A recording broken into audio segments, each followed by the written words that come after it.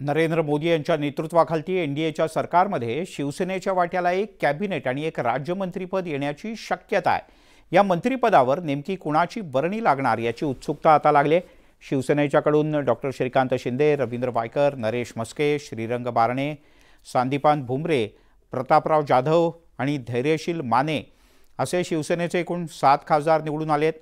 यातील श्रीरंग बारणे आणि प्रतापराव जाधव यांची नावे मंत्रिपदासाठी सध्या सर्वाधिक चर्चेत आहेत। श्रीकांत शिंदे यांना केंद्रात मंत्री करा अशी मागणी खासदार नरेश म्हस्के यांनी केली आहे। प्रशासनिक संसदीय कामाचा असेल, प्रशासनाचा असेल, प्रदीर्घ असा जवळपास 35 वर्षाचा अनुभव माझ्याकडे त्या ठिकाणी आहे।